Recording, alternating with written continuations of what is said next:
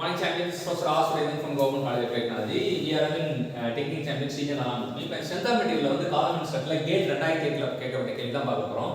என்ன கேள்வி கேட்டிருக்காங்க? The rod PQ of length L and with flexural rigidity EI is hinged at both ends. For what minimum force F is accepted to buckle?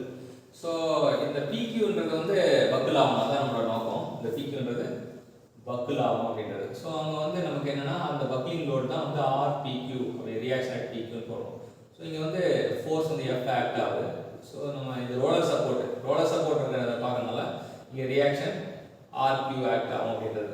இந்த ஆங்கிள்லாம் பார்த்தீங்கன்னா இது வந்து 90 டிகிரின்னு பார்த்தோம்னு தெரிஞ்சிடும். இது வந்து 90 + 45 135 நமக்கு தெரிஞ்சுக்கலாம்.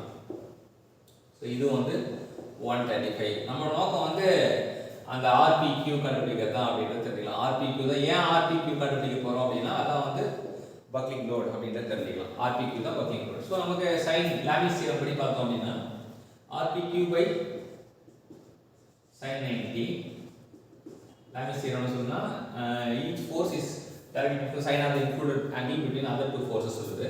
So F by sin 135. sin 135 நம்ம தனியாக எடுத்து ஹேண்டில் பண்ணோம் அப்படின்னா sin 135 90 + 45 அப்போ 90னா செகண்ட் குவாட்ரண்ட் அப்போ cos 45 வரும். So that is equal to 1/√2 வரும்.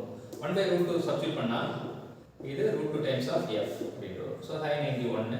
So RPQ equal to √2 times of f. இந்த RPQ தான் வந்து நமக்கு தெரியும்.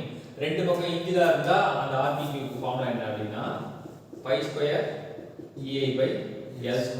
ஸோ எல்னா ஒரிஜினல் மெத்தட் வச்சுக்கலாம்.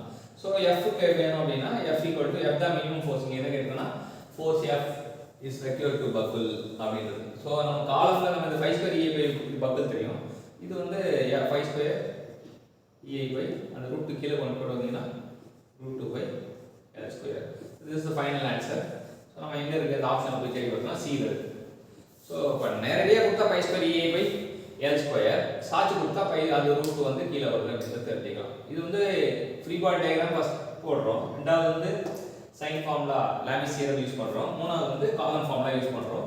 அப்புறம் மினிமம் லோடு கண்டுபிடிக்கிறோம் அப்படின்னு 3 விஷயத்தை வந்து கலந்து கட்டி கொடுத்துருக்காங்க. எப்பவுமே கேட்டில் வந்து சுவாரஸ்யம் என்னன்னா கலக்கிறது தான் வந்து அவங்களோட விஷயமே.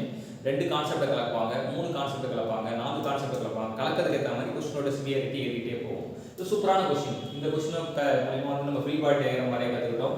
ரெண்டாவது லாமிஸ் தியரம் ஃபார்முலா யூஸ் பண்ண கற்றுக்கிட்டோம். மூணாவது என்ன அப்படின்னு பார்த்தீங்கன்னா